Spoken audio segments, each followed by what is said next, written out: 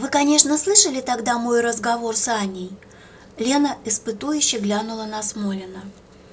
Они сидели в тени только что сметанного стога и кормили птенцов.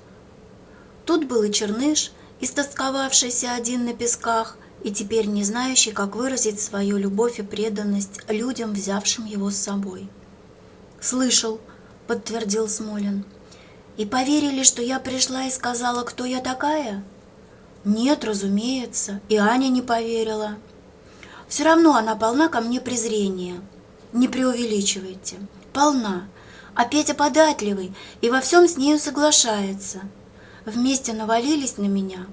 Извините, что вновь нарушаю вашу священную заповедь. Завожу разговор о работе. Валяйте». Птенцы, пушистые комочки с крошечными крылышками и хвостиками, сидели на пальце, бок о бок, вцепившись острыми коготками в палец и покачиваясь, боясь слететь на землю. А Черныш, вывалив из пасти язык, глядел на них весело, без агрессивности, будто смеялся над ними, такими ничтожными, такими трусливыми. «Если кто и достоин презрения в этой истории, — заговорил Смолин, — так это ваш шеф. Он, конечно, дрогнул, когда вы явились к нему. Наверняка догадался, кто перед ним, и дрогнул. А что, мол, если она пришла не сама, а с ведома папы? Папа и знать ничего об этом не знал. Шефу этого не объяснишь, как не объяснишь и тем людям, которые причастны к этой истории. Каким людям? Какой истории? Но конкурс проводился? Проводился. В нем участвовало, по словам Славы, около 70 человек. Вам не приходило в голову, как рассказывали они, эти 70 человек, об итогах конкурса своим друзьям, знакомым, которые в городе у них, разумеется, немало? Краски сгущались, поверьте мне. Вас расписывали густым черным тоном, без единого светлого пятнышка. Ваше имя склонялось по всем падежам с добавлением самых лестных эпитетов. Неужели вам не икалось? И самое скверное, что многих из них не убедишь, будто бы все это произошло само по себе, без ведома вашего отца.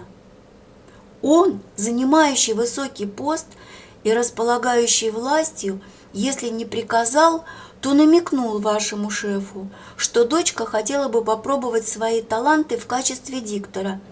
И конкурс по боку, его словно и не было. Я еще раз говорю, папа не вмешивался, а мама и мама. Они оба развели руками, когда я объявила, что перехожу на заочное отделение и поступаю на работу. Просто поразительно, вы рассуждаете точно так же, как и Петя с Аней. Ты подрываешь авторитет отца. Из-за тебя в городе черт знает что будут думать о нашей семье. Они правы. Правы? Ваш отец может быть прекрасным работником, много делать для города, области. Но люди замечают еще и то, каков он в повседневной жизни, что у него за семья. Просто живет или заносчиво. И часто именно по детям, по жене судят о нем самом, ничего не прощая. Вы невозможны, возмутилась Лена. Вам бы не в небе летать, а лекции читать. Какая заносчивость? Это все обывательские рассуждения. Вы не знаете моего отца. Он работает буквально без отдыха. Бесконечные звонки даже ночью. Бесконечные командировки по колхозам, совхозам. Его сотрудники приходят на работу, как положено, к 9, а он уже в 8 на месте и задерживается допоздна. Я нисколько не сомневаюсь, что ваш отец много работает. Я о нем слышал много хорошего. И вы ни на секунду не допускаете, что со мной могло произойти иначе, что конкурс и в самом деле ничего не дал, а я оказалась самой подходящей кандидатурой? Юпитер, ты сердишься, значит, ты не прав. Нет, с вами невозможно нормально разговаривать. Невозможно. Лена отошла от него и стала учить птенцов летать. Они трепыхали крылышками, падали в траву, не пролетев и метра. Черныш стоял рядом и наблюдал. При каждом их приземлении старался понюхать птенцов, но Лена отгоняла его. Это занятие успокоило ее, и она вернулась к Смолину уже без тени досады на лице. Уставших трясогузочек положила в коробку спать. «Что же такое случилось с их мамкой?» – проговорила задумчиво, как бы сама с собой. «Почему она оставила их?» Наверное, увидела, что они безнадежны, и улетела. Бросила таких крох, одних, без помощи. Она плохая мать, просто скверная. Неужели у птиц бывает то же самое, что и у людей? Смолин выжидающе глядел на нее. Лена села рядом, спиной к стогу, держа коробку с птенцами на коленях. Когда я училась в школе, у нас в классе был мальчик, Эдик Альбицкий, хиленький, слабый.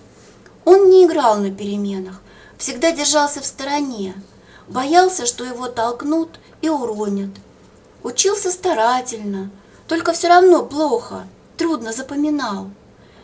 И его физическое отставание особенно бросалось всем в глаза в 8-9 классах, когда парни вдруг стали расти, раздаваться в плечах.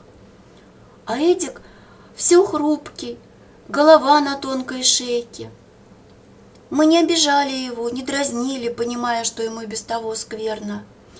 И как-то на уроке литературы, когда наша восторженная Стефания Яковлевна говорила об образе матери в русской литературе, о ее святости, готовности к самопожертвованию, Эдик вдруг поднялся из-за парты и выкрикнул: «Да перестаньте! Мать такое же существо, как и все мы, не лучше и не хуже, из плоти и крови, думающая, как бы ей пожить в свое удовольствие, и нет в ней ничего святого, человек как человек». Все были поражены. Стефания Яковлевна и рта закрыть не может от потрясения. Все напустились на него, и я в том числе. А он уронил голову на парту и заплакал. Лена помолчала. После уроков, когда шли домой, я догнала его и спросила, почему он так сказал. Эдик не хотел отвечать, но потом мы подружились, и я узнала все и о нем, и о его матери. Она, оказывается, очень не хотела, чтобы Эдик был. Тихо и раздельно произнесла Лена. Жила беззаботно, любила шумные компании, вино, сигареты. Я не скажу, что она была порочной, просто ей нравилось так жить, и когда она вышла замуж и забеременела, то не оставила своих привычек. И дважды, понимаете, дважды пыталась выжать из себя Эдика. Это ей не удалось, а Эдик родился хиленьким. Прошли годы, его мать переменилась.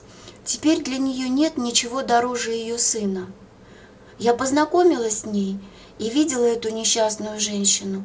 Она поняла, что искалечила Эдика, да ведь ничего не вернешь. Нервная, больная. И все для сына, все для него. Любой каприз готова исполнить. А он замкнут.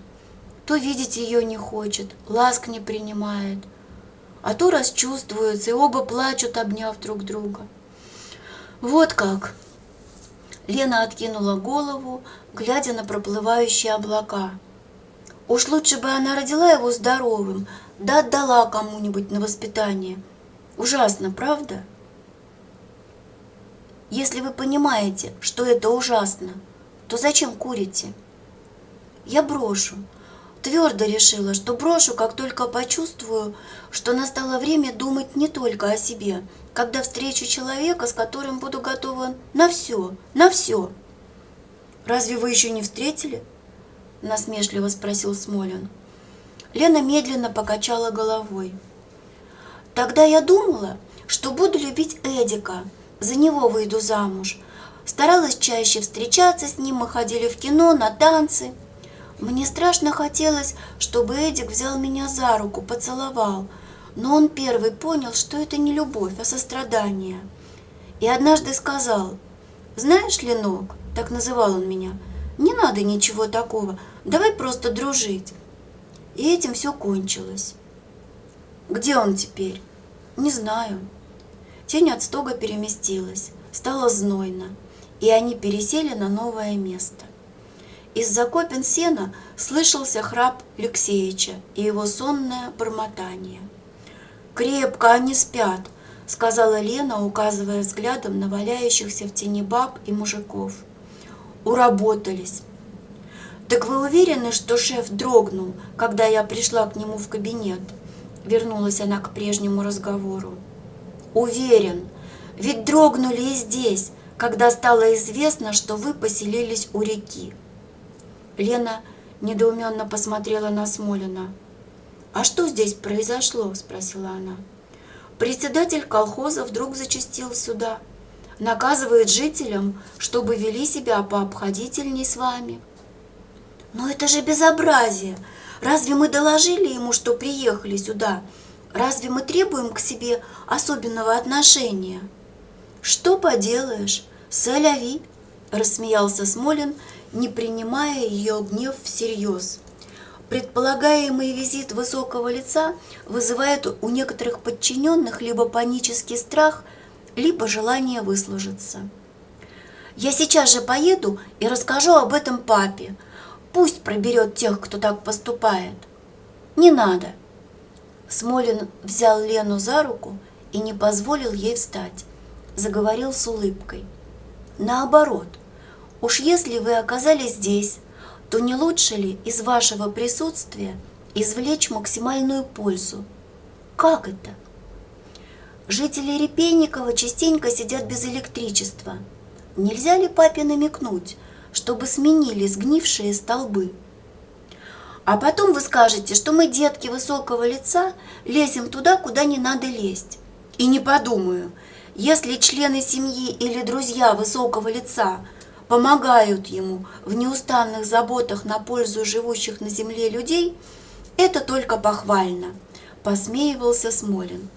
«Другое дело, когда они, используя к нему свою близость, начинают печься о собственных интересах, скажем, выконючивают квартиру или какую-то должность, на которую имеют сомнительные права. И еще у меня к вам просьба, это уже личное. Не знаете ли вы, кто в нашей области занимается лесом, сплавом, всеми теми бревнами и плотами, что плывут весной по реке?» «Дядя Миша, Вахмянин Михаил Карпович», – поправилась Лена. «Мы живем в одном доме и часто видимся». «Видите, он для вас просто дядя Миша. Так намекните этому дяде Мише, что остров, куда мы с вами плавали за птенцами, забит лесом, добротным, строевым. Нельзя ли прибрать его к рукам и пустить в дело? Изготовить шкафы, тумбочки, стены или просто отдать на дрова населению? Все сгниет, без пользы и даже во вред, отравит реку гнилостным ядом. Да и кому, как не дяде Мише, знать, что за каждое валяющееся там бревно лесорубам выписывали зарплату, премиальные, поощряли вымпелом в соревновании и даже представили к званию Героя Труда».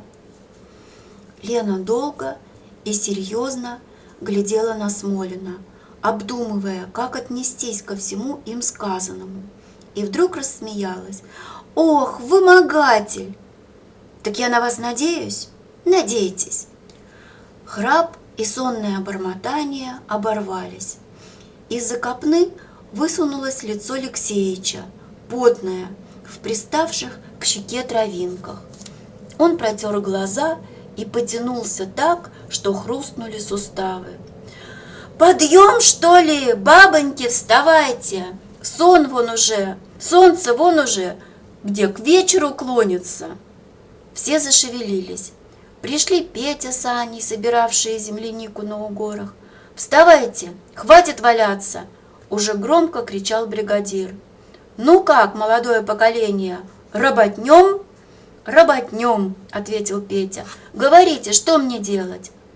«Сейчас прикинем. У стогов людей вроде бы достаточно, да, в самую меру. Так что с бабами сено грести. Бабы, надо ли вам мужика на разживу?» «Давай, Алексеич, давай! Иди с ними, коли такое занятие не обидно». «Не обидно!» – весело отозвался Петя. «Мне бы где попроще да полегче». Окруженный говорливыми в пестрых одеждах женщинами, он с граблями на плече пошел на луг, напевая дурашливо: «А ну-ка, девушки, а ну, красавицы!» Аня хохотала и советовала ему повязать лысину платком.